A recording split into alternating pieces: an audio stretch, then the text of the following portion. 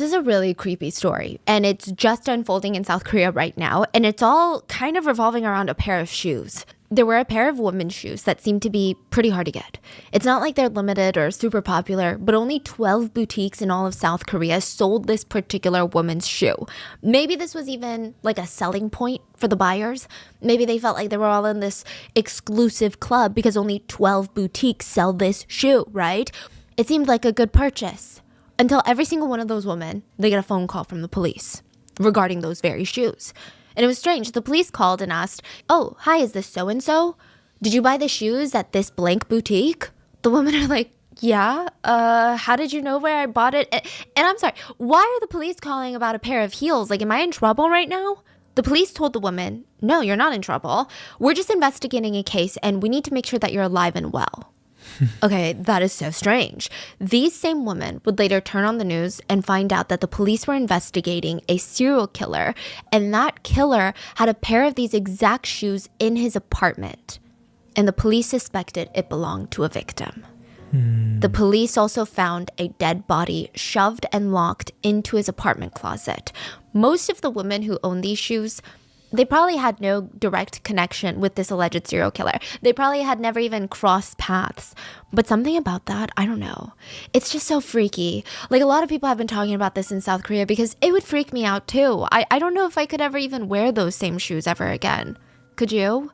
Let's talk about South Korea's newest alleged serial killer. He was just arrested Christmas Day of last year. So a few months ago. This is currently unfolding as we speak. It's such a very recent case, and the killer, the alleged serial killer, it's just bizarre. It's not even the fact that this is South Korea's newest serial killer case in the past 20 years. I don't think that they have arrested a serial killer since 2004. So that's part of it. But the case itself is so bizarre. Full show notes are available at rottenmangopodcast.com. But let's get into it. Like I said, it's unfolding as we speak, so there's going to be updates. Let me know if you guys want me to cover those, but I'm just going to walk you through the case in the order of how the case unfolded in Korea. And it all starts with cats. Yeah, I know. Okay, every serial killer story seems to come back to freaking cats, but this one's a little bit different. The story doesn't start with a guy who's in his teenage years torturing and skinning cats. Although if news comes out that he did do this, I wouldn't be too surprised. But the story starts with the alleged serial killer, Lee Ki-young. So in Korean, Lee Ki-young, there's actually a Korean actor by that same name. So that was the whole thing when he was arrested. But we're going to call him Lee. Lee's girlfriend is trying to feed Lee's cats. We're going to call her Tara. So she's chosen to remain anonymous in the media. There's a bunch of pseudonyms out there for her, but Tara it is. December 25th, 2022, Christmas Day. It was really cold in Korea this Christmas Day. I think it had a low of 14 degrees Fahrenheit, so very cold. I think everyone was just trying to get into that Christmas spirit regardless. Tara had just moved in with this boyfriend, like just moved into his apartment, and it's in the Greater Seoul area in a place called Pagu. And for her at least, for Tara at least, this Christmas was a good Christmas. It was going to be one of the better Christmases.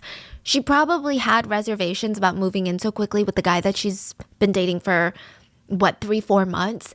So technically in Korean standards, they're moving really, really fast. But Lee Ki-young is responsible. He's 31 years old. He was also kind of a catch. He had his life together, which, by the way, he comes from a wealthy family, so I don't know how much Tara could attribute his financial stability as hard work, but still, it doesn't hurt. It's something, right?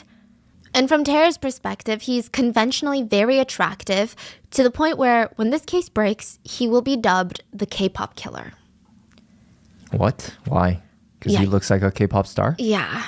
Really? It's really, really weird. Okay, so he's going to be dubbed the K-pop killer. But from Tara's perspective, he's conventionally attractive and he just wants to settle down. That's what he keeps telling her. I just want to meet a nice girl and settle down.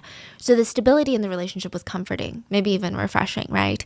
He treated her really well, just showering her with gifts, taking her out to see the city, staying at these fancy hotels. He spoiled her. So all of that is to say, they're moving really fast, but he was a good pick. None of her family members, none of her friends were like, whoa, this guy is weird. You need to watch out. Like, this guy's moving too quick. Red flag. They all thought that he was a really good person. So anyway, She's home alone in her new place, her boyfriend's apartment that she just moved into. So she's probably unpacking and organizing, and she realizes, oh my freaking God, the freaking cats. Okay, so Lee has 3 cats and a dog. And she's like, I gotta feed these cats. So she heads over to the kitchen and she opens a cupboard, a little cabinet, no cat food. Another one, no cat food. She's like, where does he keep this cat food? Why is it nowhere in the kitchen? That's weird. She heads to the pantry area, no freaking cat food. I mean, does this cat eat human food? So she's thinking, what the hell? What are these cats even eating? She starts looking everywhere in the apartment for the damn cat food. And she's like, okay, I gotta think like a man. Where would I put the cat food? There's this little hallway, a little corridor type of area in his apartment where it seems like he just puts a lot of storage. That makes sense if he had put the cat food there, right? So she spots this closet at the far end of the hallway and she starts walking closer. She's like, okay, maybe he put the cat food in the closet. From the get-go, this closet is a horror movie level closet. It's one of those wardrobes and it has 2 doors and the door handles are tied together with rope. That's not normal. I don't remember the last time I've been to a house that did that. Now, I don't know what made her open the closet doors. Maybe she thought he tied it up with rope because the cats are crafty and they were able to constantly find a way into their food. That was something I was thinking. Or I don't know, maybe as a girlfriend, I'd be like, what is this man hiding? Is there some other girl's stuff in here? I want to know. And I'm sure the thought of calling him and asking him like, hey babe, where's the cat food? I'm sure it crossed her mind. But she was like, you know what? Why don't I just open this closet? So she manages to undo all the rope, swings open the doors, and it's literally, I don't know how to describe it, but just straight out of one of those Reddit no sleep stories. She nearly falls over backwards from shock, and honestly from the smell. She couldn't even think or move. She was terrified. There in the closet was the decomposing corpse of a man. In the closet of her boyfriend's apartment that she had just moved into was a dead body. I'm not sure if she knew when Lee Gi-young was coming home or what, because I imagine after opening those closet doors, I'd be so terrified of him coming home and catching me just staring into this closet, like finding out that I knew his secret. Like, I don't know what he would have done. Tara does respond very quickly. She was frozen in fear for maybe a few seconds. She said it felt like eternity, but she snapped out of it, runs straight to the couch, dives for her phone, and calls 112, the Korean emergency line. The operator picks up, and the first words out of her mouth, as she remains very calm, she says, there's a body in my boyfriend's closet. The police soon arrive at the scene, and this is how the case of South Korea's most recent serial killers was blown wide open. Well, alleged serial killer, but you'll see where I'm going. The police arrive at the scene, and the first step, other than detaining Lee Gi-young, is to identify the man in the closet, the dead body. At this point, they don't know yet that Lee Gi-young is a serial killer. They just know that he most likely killed someone because there's a dead body in his hallway closet. And the body was very quickly identified to be that of Mr. T. So his real name is not available for the public and has been redacted from documents for privacy reasons. But Mr. T, because what we do know about the guy is that he was a taxi driver. So Mr. T, he lived in a neighboring city and he was in his 60s. Yeah, so originally it's weird to draw the connection. Like, it doesn't even seem like the same circle of friends. Why is the 60-year-old in this 31-year-old's closet? It's not his dad. It's not a family member. What's going on? Mr. T was reported missing just a few hours ago, Christmas morning. What? Mr. T's son walked into the police station and begged them to find his father. The police were a little bit hesitant about this case, this missing persons case, because sure, Mr. T hadn't come home in 5 days and the family was going crazy looking for him, but he was still texting the family back. Wow, okay. And the son is trying to tell the police, that's not my dad texting us. Like, trust me, I know the way that my dad texts. That's not my dad. It seems to be concluded by the media that since Mr. T went missing and maybe the stage of decomposition matched, Mr. T was probably killed 5 days ago, on December 20th. They asked Tara, what was Lee Gi-young, your boyfriend, doing on December 20th, and how has he been acting for the past few days? Tara's like, December 20th? Are you sure? My boyfriend went out to dinner with me and my parents that night, on December 20th. It was a good dinner. I was really happy about the dinner. Lee proved to be very charming with my parents. They really liked him. They believed he was the right guy for me, and he was the type that would take care of me. Wait, I'm sorry. You said he killed someone on December 20th? That doesn't make sense. She was also asked about his behavior the past few days, and she said, no, absolutely nothing about his behavior since that night seemed abnormal in any way. In fact, he was probably more upbeat than usual because Christmas was just right around the corner. I don't know if this was automatically chilling for Tara, but for the police it was. Because if someone kills another human being and for the next 5 days they feel comfortable moving their girlfriend into the apartment where they have a corpse rotting in the closet, they feel comfortable enough to leave her alone at said apartment to explore and potentially discover that said corpse. But also, this person is showing zero signs of distress or panic after committing a murder. Yeah. That doesn't sound like a first-time murder, even for a developing serial killer. Exactly. Meaning there's probably more victims, right? So the police rush to track down Lee Gi-young and they detain him. And what's really frustrating about this case is that starting now, it feels like Lee Gi-young is just toying with the police. He starts dropping little Easter eggs for the police to pick up on, and some of the Easter eggs are real evidence. So when he was detained, he was just, here, take me. Oh yeah, so calm. He wasn't even like, I didn't do it. He was just like, okay, let me go in. He sits down, he's like, yeah, okay, so let's talk about it. You're talking about the taxi driver, right? Some of the Easter eggs he's dropping, they're evidence. Some are nothing. Some are just straight up eggshells. Like, he's sending them on wild goose chases starting now. So it's just going to be very infuriating. And it feels like the police have to peel back the layers of this rotten onion, just layer by layer, and even try to figure out who the hell this guy is. Nobody knows who this guy is. And it's weird because imagine you're sitting in front of someone. You have their documents, you have their ID, you have everything. But not a single person that you talk to actually knows who this guy is. Like, who the hell is this guy? Mm-hmm. So it's really creepy. Lee was incredibly calm when he was brought in. The investigators tried all sorts of tactics with him, but he just didn't even break a sweat. He told them bluntly, the taxi driver? Yeah, I killed him. I did. But I didn't want to kill him. It was a spur-of-the-moment decision, a crime of passion, if you will. I was just very angry. He went on to tell them what happened the night of December 20th. So the night that he went out to meet Tara and her family, during dinner, and some of his story was confirmed by CCTV from the restaurant and the street cameras. There's a lot of CCTV in Korea, but other parts were clearly lies. We'll get into that later. Lee said that he went out to dinner with Tara's family and he started drinking soju. That's like a thing. You gotta make a good impression. So he's drinking shot after shot. And you can see that on CCTV. Like, he's just chugging these drinks. He took multiple shots of soju, getting drunk. Tara's parents still really like the guy, so I guess he's not acting super intoxicated. But the problem was, the dinner ends at around 11 p.m., and now Lee has to drive a few towns over to get back home to Pagul. CCTV catches Lee saying bye to Tara and her family and start making his way to his parked car. If you listened to the last episode, there was a service in South Korea called 대리운전. It's very common and it's rather affordable. It's like getting a regular Uber, where you call a driver to drive your car home for you and you ride as a passenger so that the next morning when you wake up hungover, your car is in the parking lot. For some reason, Lee did not want to do that.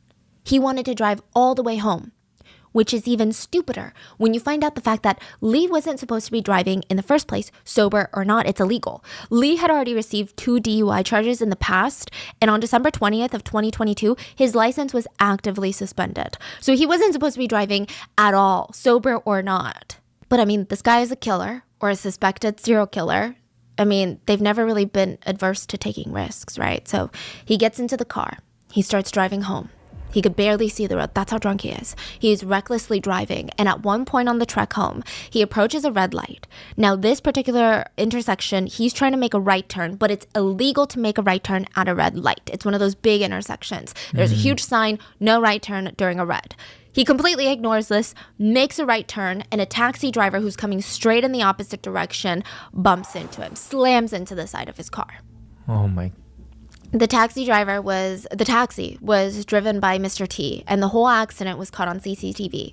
Now, the crash sounds dramatic, and it was, but it wasn't that severe. So neither party were hurt, and the taxi car was more damaged than Lee's car, but it wasn't totaled, right? So they're just really dinged up.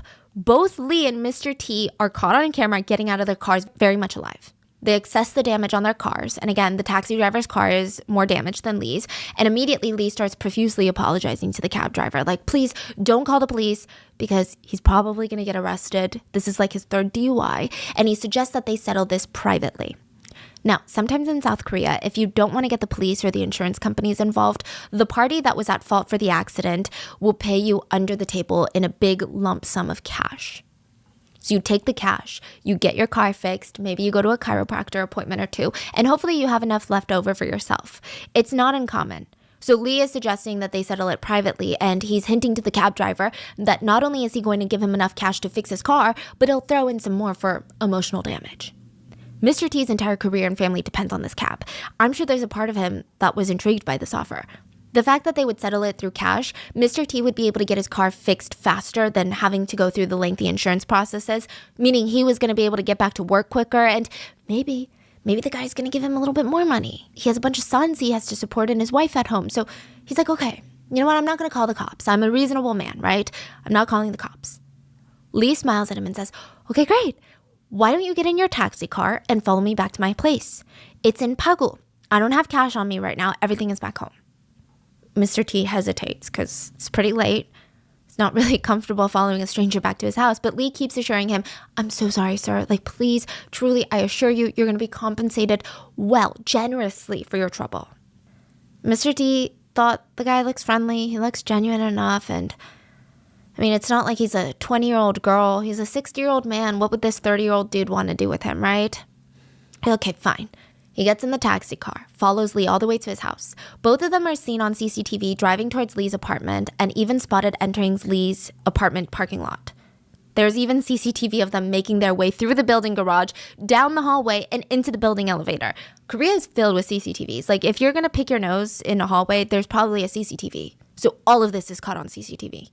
How does he still think he can get away with something like this? They don't know each other. Technically, they're strangers.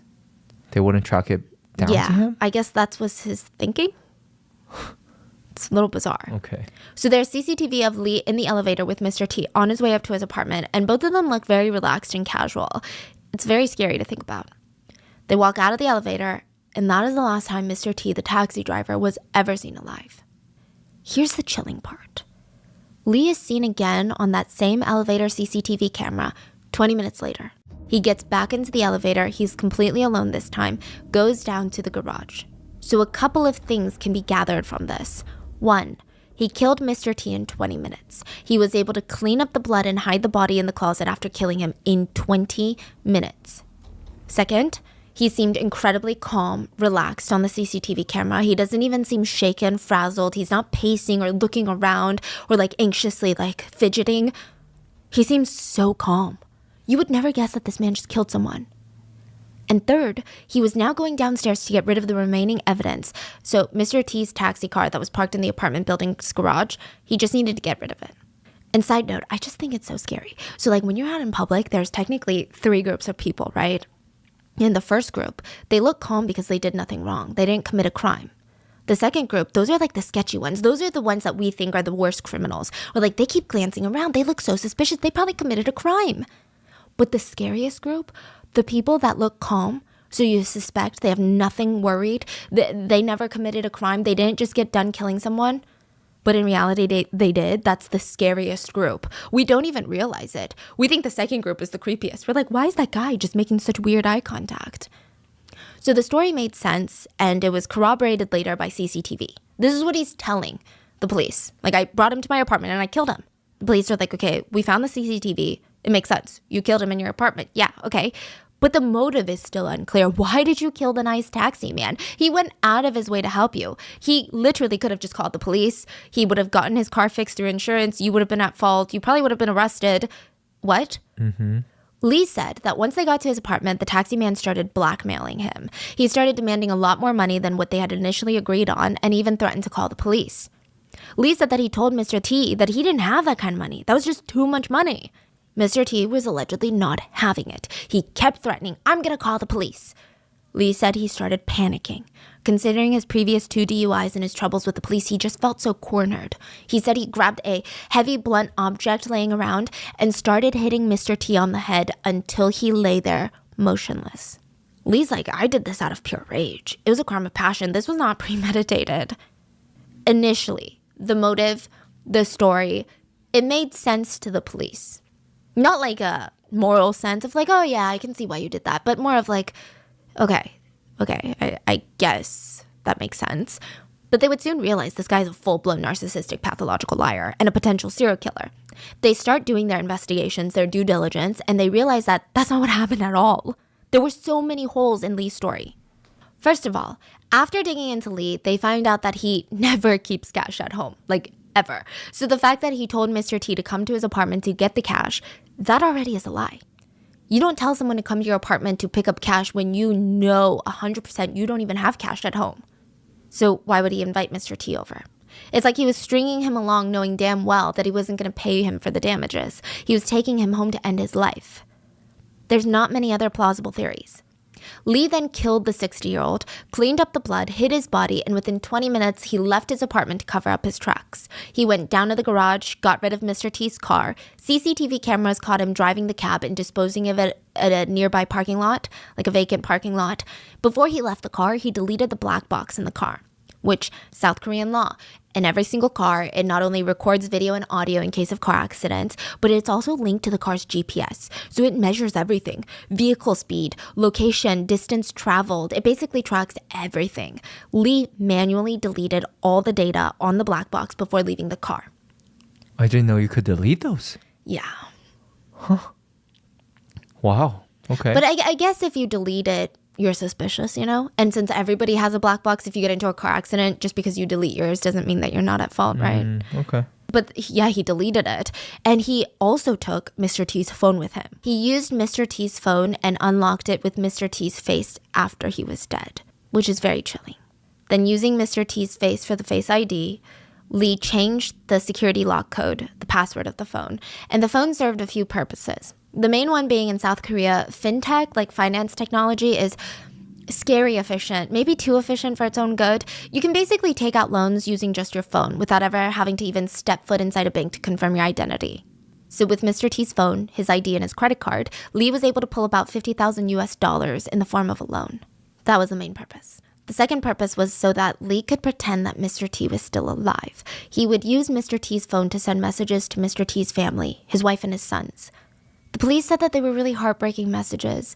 Mr. T's son constantly was trying to reach out, worried for his father. He just kept asking, when are you coming home? Is everything okay? Like, I'll come to you. Like, if you did something wrong, it's okay. Like, we can help you. What's wrong? Lee would respond to him just really weird, out-of-character responses, such as, I don't have battery. I can't respond right now. I'm not coming home.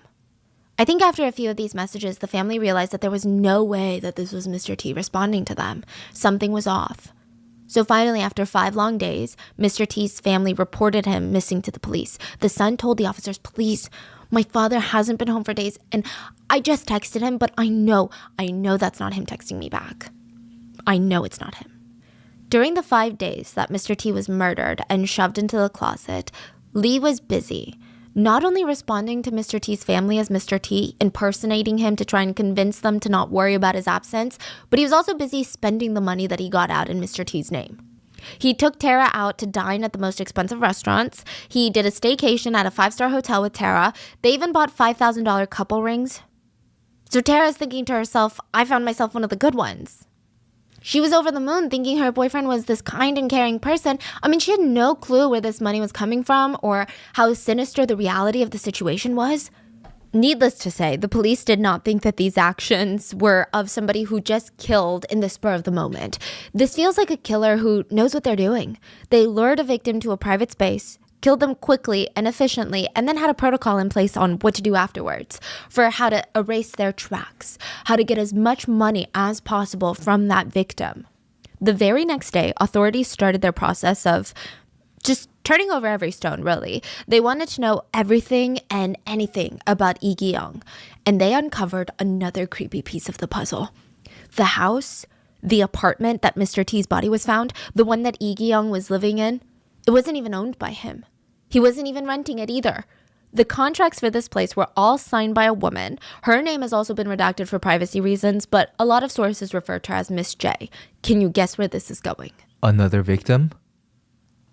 Miss J, a 50-year-old woman, has signed for the apartment, and the alarming part is the police say that she hasn't been physically seen alive in months. She had kept posting on her socials, but her friends and family, they've all been worried about her. They had no idea what was going on with her. She was acting strange, refusing to talk to them, see them in person. The whole thing is starting to feel eerie. They bring Lee Gi-young back into the interrogation room, and they're very blunt with him. The apartment you're living in, it's not yours. It's registered under somebody else's name, so what happened to her? Lee didn't even seem remotely stressed. He's like, oh, okay, you want to talk about Miss J? Oh, yeah, she's my ex-girlfriend. We live together in that apartment. Okay, where is she now? She's been missing and hasn't been seen in months. Where is she? Oh, yeah, I killed her. The police said that he was emotionless. This is his ex-girlfriend. He's emotionless. And Lee went on to tell them how back in August of 2022, so Mr. T was found December of 2022. August of 2022, him and Miss J, which side note, he's 31 and she's 50, 20-year age gap, which is fine. They're both adults, but it seems more like a sugar mama, sugar baby relationship more than anything. Neighbors do report hearing them calling each other honey and baby and all these other endearing terms, but Lee said that they had been dating for about 4 months when he murdered her yet again out of rage. He keeps trying to say that all of these are crimes of passion. Like, I don't know if this guy is trying to chalk up being a serial killer to just being passionate, but it's getting out of hand. Lee was asked, okay, well, where's her body now? He responded that he had thrown her into the river inside of a duffel bag. When the neighbors were asked about Lee, side note, they all expressed shock. They're like, oh, well, when he moved in with Miss J, he was really nice. Like, we had no idea we were living next to a potential serial killer. They said he was polite, always bowed to the elderly, like very, his insa was very good. He seemed very friendly, very smiley guy. The only horrible thing about him that they could all confirm was that, and it's hardly connected to being a serial killer, was that he smoked. He smoked indoors a lot. They complained, God, did he smoke? He would smoke cigarettes literally in Miss J's bathroom, and all the bathroom vents in the apartment are connected. So it would just travel floor to floor of the bathrooms. They're so bad. If you were even on the same floor as Miss J's unit, you could smell the smoke from the hallway. But recently, we thought it was Christmas spirit. Started smelling like roses. But not like the flowers, but the very artificial, chemically strong, like an air freshener that was rose scented. We thought maybe it was a New Year's resolution that he was going to stop smoking. We thought maybe Christmas spirit, he's going to have people over. Then this started after the murder of Mr. T? Yeah. Now they know in hindsight that he was using the artificial rose smell to cover up the smell of the rotting corpse in his closet. The police wasted no time. They immediately deployed countless search troops to try and find Miss J's body in the river. They deployed helicopters, divers. They tried to cover as much of the river as they possibly could. But this is December of 2022. Now, side note, the river that he named, where he allegedly dumped Miss J's body, is not the Han River, which runs directly in the middle of Seoul. This was called Gongduncheon River, something like that. It's in Paju. It's near the North Korean border. This is important later. Oh my gosh. Yes. So it's freezing. They got a bunch of troops near the border. The temperatures are below freezing. A lot of parts of the river were frozen shut. But adding to the difficulty of this search was that there's active landmines because it's the border. I don't know. They can't confirm, but there is the danger of active landmines. Okay, but he went over there regardless. That's what he claimed. Oh. And so the police are searching over there, but the search is not going well because of all these things. The temperature, the frozen river, the having to deploy helicopters, divers, and the fact that it's on the border, meaning that they have to be careful of active landmines. It's like a behemoth of a search. They're not going well. Meanwhile, news breaks of a potential serial killer in holding, and the public is freaking out, rightfully. One of the main points of contention in this case, at least with netizens, is the fact that in 2019, South Korea passed an Authoritative Interpretations Act.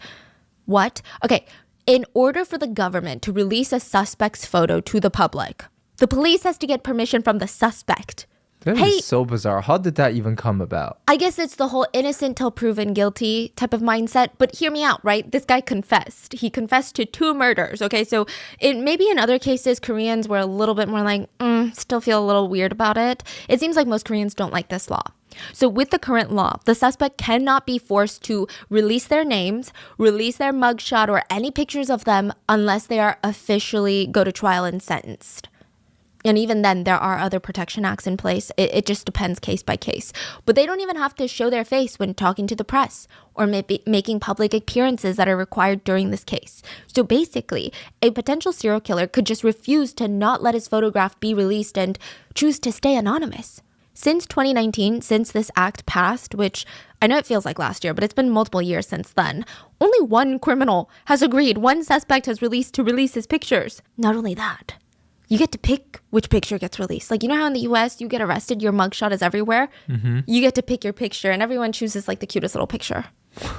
So the odds aren't looking great with Lee releasing his, identity. Of course, he refused. Now, I do think the press and public would have been less angered by Lee's decision and this law if he hadn't outright confessed to killing 2 people.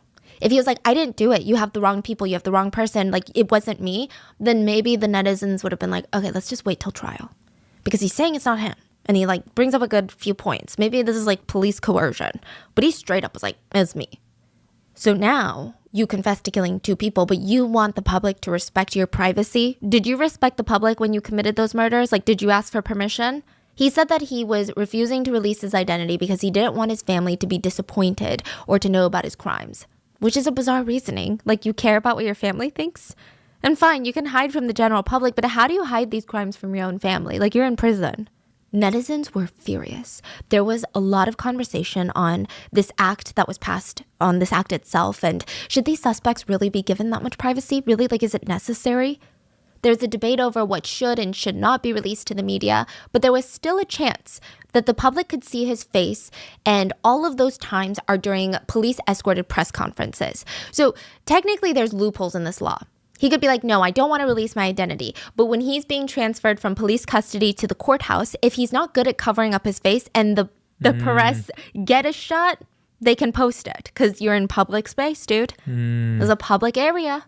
That's why they always have a bag over the head and all that. They always have a giant parka. The hood is over their face. They've got giant face masks. And that's exactly how he shows up to the next court hearing.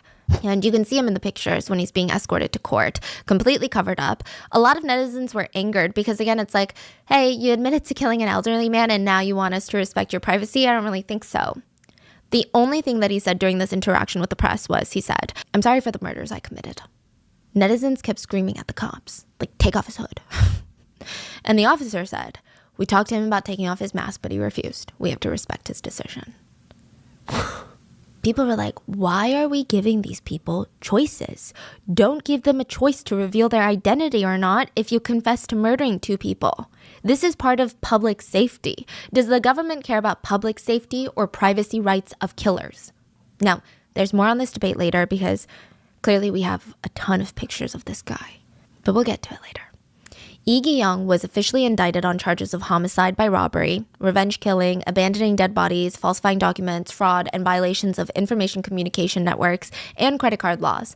He could be facing life in prison or even the death penalty. Now, although the charges were made public, he still was not even named in the media. And a photo of him wasn't released at this point. At the same time, searches for Miss J's body are still going strong. Side note about this whole debate. People were saying the police kept coming out and begging the public to give up any information they have on this case. And the public is like, how do you want us to do that when we don't know what this guy looks like? Do you want us to just take a guess? You know what? I did see a suspicious guy at the convenience store. Maybe it's this guy. Like, what do you mean? Yeah.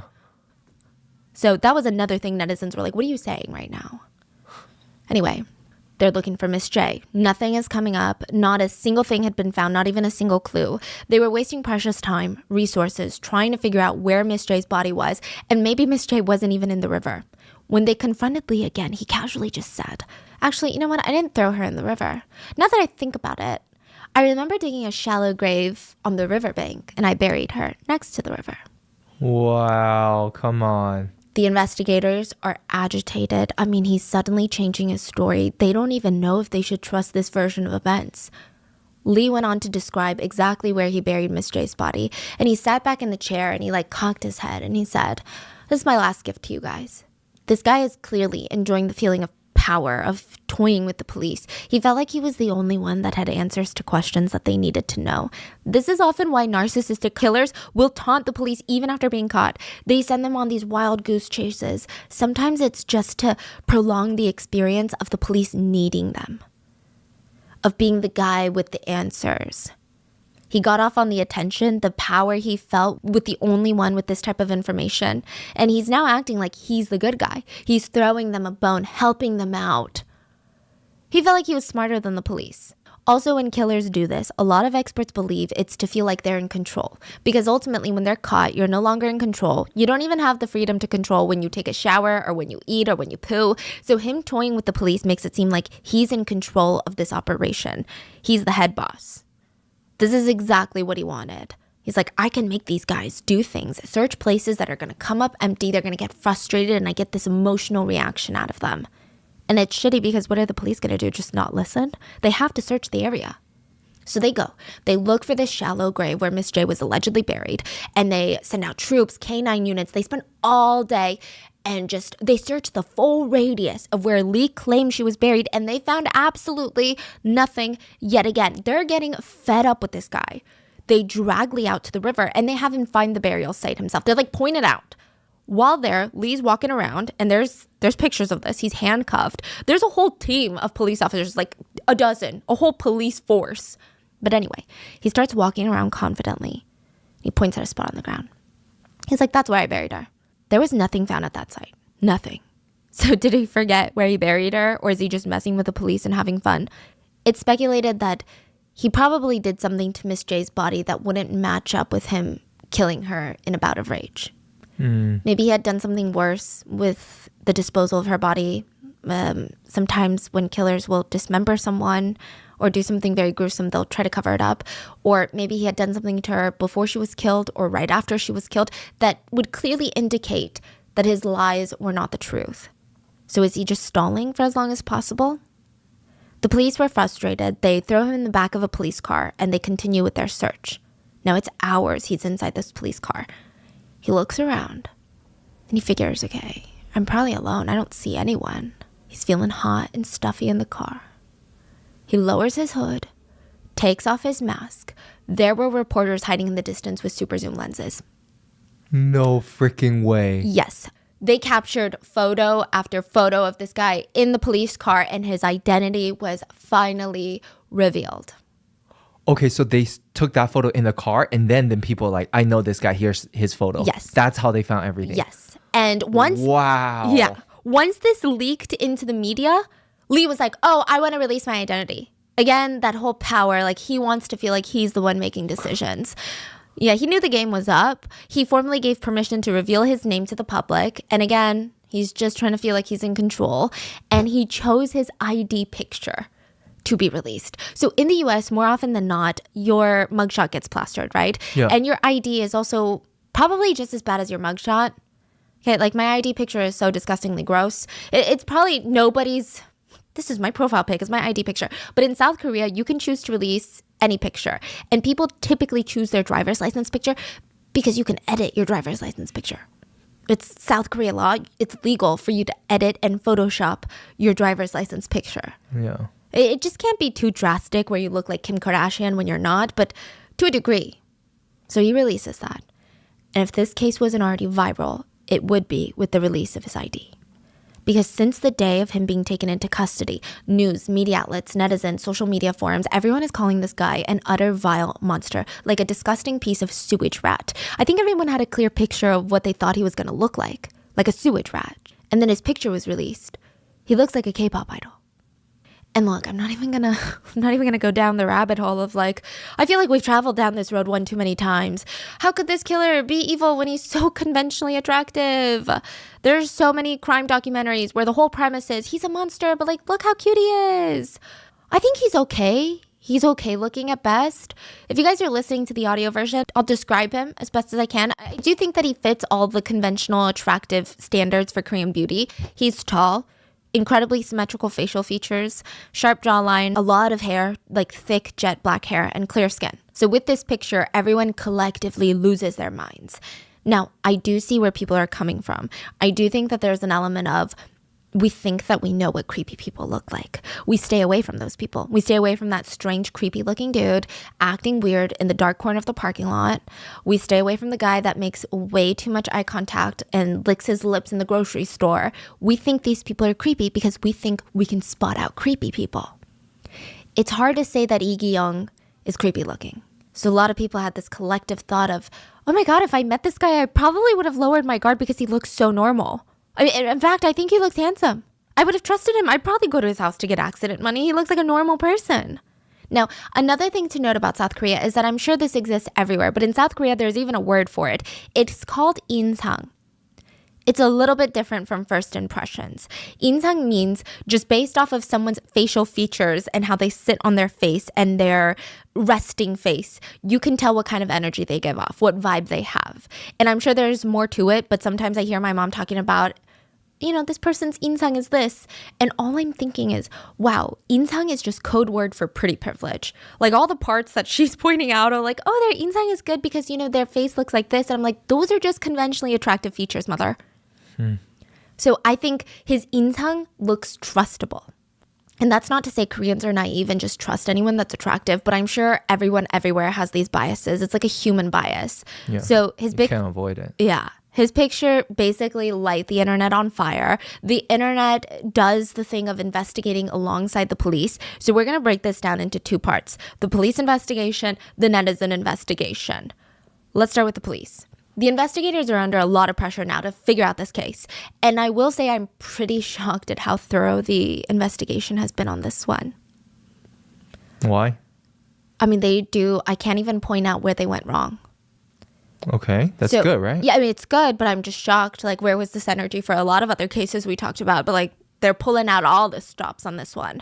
The police start tracking Lee's movements prior to his arrest. They find CCTV of him at a restaurant before his arrest. So this is after T's murder and the 5 days before his arrest. The interesting incident stands out to them because so far it seems like Lee was not that close with anybody. He wasn't close with his family. He wasn't even that close with Tara. She barely seemed to know him. Everything he had told her was a lie. So she didn't even know the real him. Nobody knows the real him, like I'm saying.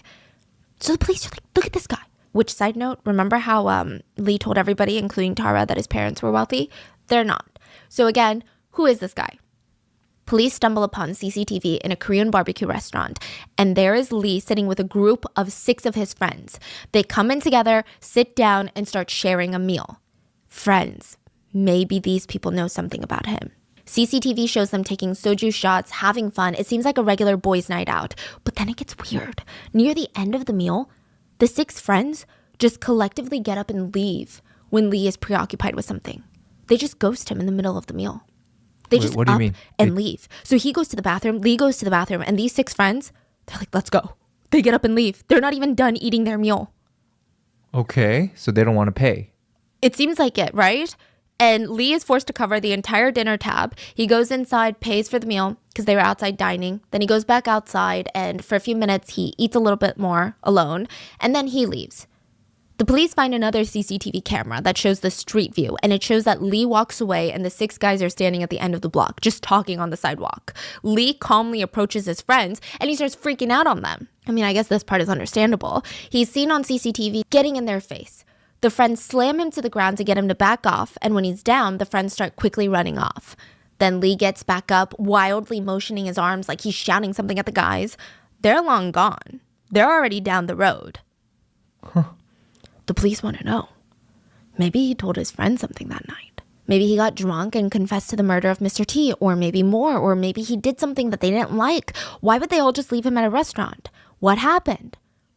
Police track down these friends, and even if nothing spectacular happened at the Korean barbecue restaurant, maybe they had insight on Lee as a person in general. Police bring them in, and this case takes such a bizarre turn. The guys are like, yeah, no, we're not friends. We actually don't know him. That was the first time we ever met the guy. What? Literally what? So the guys tell the police, we were out having drinks at a nearby restaurant, like the 6 of us. We're actually friends. Like, we've known each other for a while. And this dude, Lee, just approaches our table, this guy, and asks if we wanted to join him to get Korean barbecue a few doors down. It was really weird. He just walked past us and was like, hey, I'll pay for a meal. You guys want to get Korean barbecue? It was really weird. But he said something along the lines of like, look, I'm super fucking rich, okay? Like, I have so much money, I don't even know what to do with it. And I'm kind of bored, so you guys want to be my drinking buddies? Now, the 6 friends, they're in their early 20s. Lee is 30. I mean, a free meal is a free meal. And it's not like Lee is 60 years old, this creepy ajashi. Maybe they could all be friends. Like an unlikely start, but who knows? Maybe they'd get along. And it's also Christmas time. So everybody's in this like jolly, like, yeah, let's all just huddle together spirit. They agree, pay for their drinks. They all walk to the Korean barbecue restaurant. They order meat, which, side note, meat in Korea is super, super expensive. Seafood is cheaper in Korea. Korean barbecue is like a big thing in Korea because it's also a very pricey meal typically. So, I mean, they're excited. This is like someone being like, in America, let me take you out to a lobster feast. That just doesn't happen. Yeah. This is really expensive. They order soju shots, and it seems pretty clear to the police, but also to the group of guys, that Lee just wanted to invite them to dinner so that he could be a raging narcissist. The 6 guys are like, the whole time, he was just bragging about how rich he was. How he was so rich, he doesn't even know what to do with his bajillions of dollars. And he just threw it around, like literally with light money on fire type of energy. He buys strangers meals, which, you know, all of this was fine. He could be talking about how he was God's gift to earth, and we would have listened like it was all legit because we're getting free kogi, right? But we left in the middle of the meal because something weird happened. I don't know how it came up, but he just kept asking us like how far we would go for money. We were all just giggling, but he seemed so serious. We laughed it off and we were like, I'd probably do this. I'd probably, do this. And he asked us genuinely, if I paid you $1 million, would you kill someone? Would you kill someone for money? Probably not. And they tried to talk about something else, but he kept bringing it back to murder, and money, and he looked dead serious. The friends are getting freaked out. I think it's hitting them. We don't even know this guy. He could be poisoning our drinks right now as we speak. Like, we literally don't know this man. They get freaked out and they decide to leave the restaurant while Lee is in the restroom. But instead of leaving the area, they linger around talking about, that was weird. That was so bizarre. Probably joking about it when Lee suddenly approaches them on the street, and the friend said, it's like he was a completely different person. He was so angry, aggressive, like there was no way to even talk sense into him like, hey, we left because you were being so creepy. He wanted to fight. He got all up in our friend's face. We pushed him off and he fell to the ground, and we're like, we don't even think when he gets up it's going to be okay. Like, we're going to get into a fight. So they take off. Lee is caught on CCTV waving his hands around, yelling something. The friends would later tell the police he was screaming, I'm going to kill you. I'm going to kill you. Okay, so there's definitely a dark side of him that can come out. Very bizarre. And it definitely adds to the bigger picture of who this guy is. But that still doesn't solve the question of where is Miss J? The police keep digging, and they find, just as Lee had done with Mr. T, he was using Miss J's phone to periodically post on KakaoTalk, her social media, to make it seem like she was alive. If her friends and family reached out worried because nobody had seen her in a while, she would just respond that she wasn't feeling great and she just wanted time alone. He sprinkled all these breadcrumbs using Miss J's phone to make it seem like she was just going under the radar voluntarily. Now, similar to Mr. T, the police uncovered Lee had taken out loans in Miss J's name after he killed her, about $15,000. But he didn't kill Miss J for $15,000. The police believe in the short 4 months that he was dating Miss J, he manipulated her into loaning him $200,000. There is even a written agreement that he would pay her back. So Miss J is making sure to cover herself, protect herself. But ultimately, Lee was not able to pay back. The guy refused to even get a job. The whole time he's dating Miss J, she's bankrolling their entire relationship, taking him on lavish trips, buying him designer goods, letting him live in her home. So the erasure of his debt, the $15,000 loan, and the fact that he could live in her apartment rent-free, I think all of those combined led him to murdering his girlfriend at the time. Maybe that was his plan all along. This case then started being compared to another real-life parasite case. You know the South Korean movie where there's a rich family and they employ a lower socioeconomic class family, I guess, and they just suck them dry, slowly but surely. And then you find out that there's another family living underneath the rich family's home, leeching off of them as well. And it's a question of who is the parasite in society. And it's a movie about social class. I would say maybe that's too high of praise for what Lee was doing. I think Lee was just a straight up parasite. Like, not in the movie sense, but just in the normal sense of the word. He just wanted money. He would latch on to someone, suck them dry of their funds over the course of a few months, and then kill them, and then take out one final loan. So originally, everyone was calling him the K-pop killer, but soon the news outlets referred to him as the real-life parasite killer. And I do think it's kind of this question of, if he's capable of doing this to Miss J and going months and months without getting caught, that really doesn't seem like it was his first kill. Even the way that he killed Mr. T, the 20 minutes in and out covering his tracks, that doesn't seem like it was just his second time. It feels like this guy has done this multiple times before. He has a system in place. Lee claims that he had no other victims, but the police don't believe him. The police found DNA in the apartment, 4 other traces of DNA, 3 female and 1 male. Now, these are being tested, but it is speculated that they're probably not going to reveal any new victims. It's speculated that it belonged to Miss J, Tara, the cleaning lady, and the male DNA belonged to Mr. T. Side note about the cleaning lady. Lee called a cleaning lady 12 times a month to the apartment to clean. One of the times she came to clean was after December 20th, so there was a dead body locked in the closet at this point. She was later interviewed by police and said, Lee was always really nice and friendly. I didn't suspect a thing. I always thought he was just another regular law-abiding citizen. And just the sheer number of people that have come into contact with Lee that could potentially be another victim, insane. So take a guess. How many people do you think you talked to in the past year? Like, I'm talking friends, acquaintances. I'm not talking like, oh, you texted your Uber driver like you're here. I'm talking like full-on conversations, text, phone. I mean, not that many, is it? I don't know. I'd probably think like 15, 20, 30. 30, yeah. Okay, maybe like 40 if you're working and stuff. Probably not a lot, right? But in 2022 alone, Lee spoke to at least 380 people. Again, not just brief contact of like, oh, you can leave it at the front door. Or like, Uber driver, I'm here. Like he's socializing out there? Socializing. Friendly conversations. Mostly women, but 380 different people. That's a huge number. That means he's talking to at least one new person every day. That's a lot of different potential victims. He could have invited one over, killed them, and taken loans out in their names. Maybe they've been reported missing, but the cases haven't been connected yet.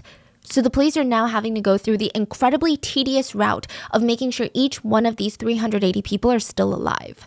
So tedious not because lives are tedious, but the administrative work on that, it's not just calling up 380 people and making sure they're alive, but just the paperwork, the reports that have to be filed with each verification of life. It's going to be a mountain. They did reveal something interesting about the conversations, though. It seemed like Lee had 380 different identities. Every single conversation was a whole new lie, a whole new world he made up. And the conversations were just about him seeking validation, him lying about his life. He literally talked to 380 people, and for each one, he just wanted to brag about this fake life he had. He had 380 separate storylines, and he liked it. I mean, he spent so much time on this. It's just so strange. It's not even him that's being praised and loved by these strangers. He just got off on it. He got ego boosts from them being impressed by his fake life. He also used these lies to seduce women. Investigators said that he had various different girlfriends, which they were following up on to make sure they were still alive. But in the time that he could have spent working a full-time job, he was busy talking to girls. He was almost never single. He very quickly moved them into his apartment, Miss J's apartment. So remember how Tara had just moved in with him? Mm-hmm. Almost immediately before her, there was another girlfriend that had moved in, but she moved out because they had broken up.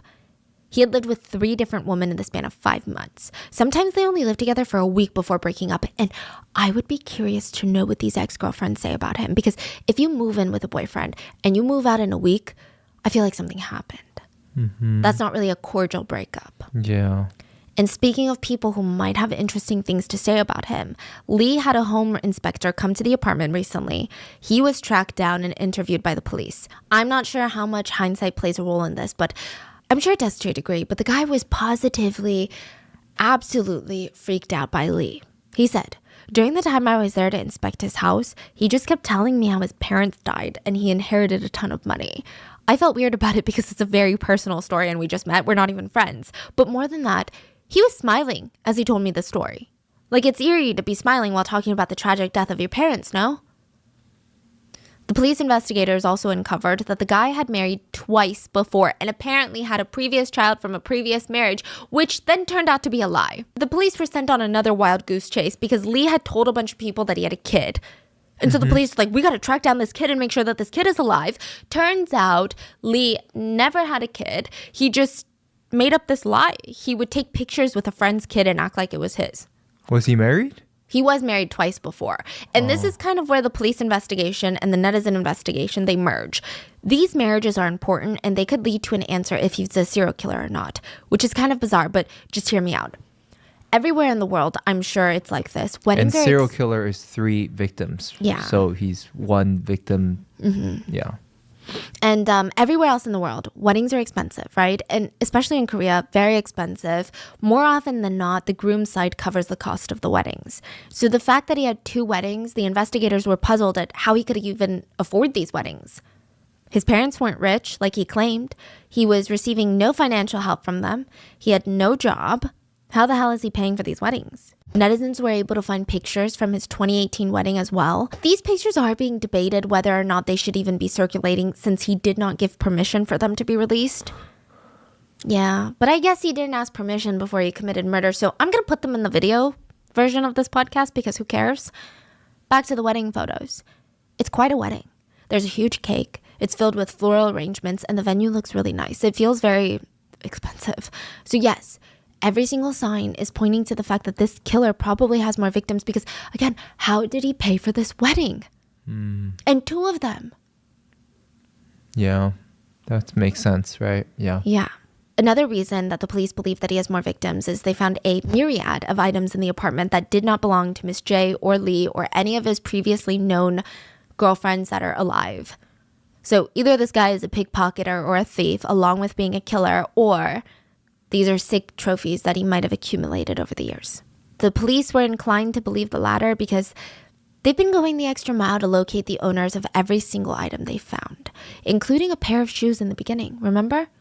The police had to call and locate all the owners of these random items to make sure that they were still alive, in addition to the 380 people that they need to confirm are alive after being in contact with Lee in 2022. We still don't have updates. It's going to be a huge, complicated process. I mean, just think about the sheer manpower needed to execute an operation of this caliber. Like, that's crazy. A forensic pathologist close to the case said, "It's clear that he's a cold-blooded killer. I think they need to look into the well-being of every single person that may have come in contact with him. He seems to have a record of stealing someone's identity, killing them, leaving them, living with their assets, and then taking out loans in their names. No one should trust a single thing that comes out of this guy's mouth." Psychologists who personally evaluated Lee in prison said that he shows very strong signs of having Ripley syndrome. Ripley syndrome is antisocial personality disorder, or a variation of it, it seems, where someone is a pathological liar and fully believes the lies that they tell. This doesn't mean that they're actively in psychosis and can't be held accountable for their crimes. It just means that they're kind of living in a different reality. I guess the difference between someone with this syndrome versus just other pathological liars is the fact that these people tend to not be able to differentiate between their lies and reality. And it typically originates from them not being able to come to terms with their actual reality. So Lee believes himself to be this wealthy heir, and the reality of him not being that is really hard for him to even face. So he might genuinely believe his own lies. It's said that other signs of Ripley syndrome are repeated deception or lies, general disregard for rules and the law, and the tendency to commit criminal acts. So scary. Yeah. They're also known to be a lot more arrogant, often lack respect for rules and systems, and have a strong superiority complex. They're very hot-headed, temperamental.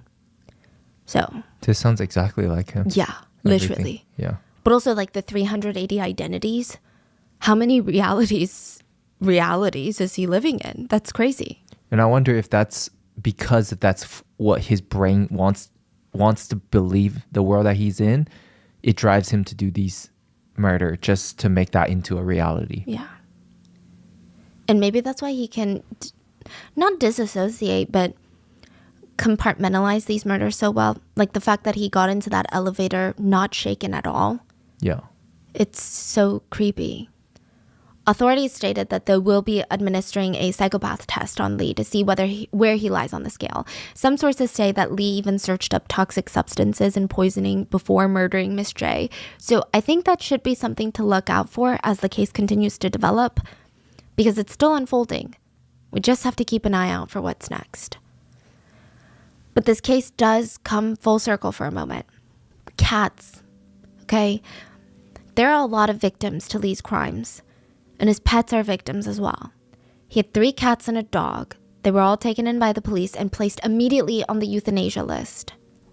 And if that wasn't bad enough, I highly doubt that these pets lived good lives where they were well taken care of. There's videos circulating once Lee's identity was released of him putting his cat into a pool. Miss J seems to be there and Lee is laughing while he puts his terrified cat into the pool. The cat is squirming and literally dunked in the water, and Lee pulls the cat back up and he looks overjoyed. It's just weird because there's not a pool in his backyard or a lake nearby his home, so it's not like he's trying to teach his cat to swim. There really seems to be no reason for this other than pure entertainment. Thankfully, the Korean Animal Rescue Management Association hears of this case, and the pets are being put on the kill list. They step in, protect them from being put to sleep. A representative said, "The number of cases of endangered animals left at crime scenes is on the rise. It's a sad reality that animals cannot directly explain the abuse that they've experienced and are often ignored without legal protection. They're just left as abused animals that were discovered at a crime scene. That's all." There's pictures of his pets being transported out of the crime scene. They look really scared and confused and neglected. The only silver lining to this case is the animals, all 4 of them, have been adopted, and they're going to end up with loving families that'll protect them from harm. I mean, I just can't imagine how he treated them. And that is what we know about this case so far. Let me know your thoughts in the comments, and if you guys want updates on this as it progresses, but please stay safe. And I'll see you guys on Wednesday for the main episode. Bye.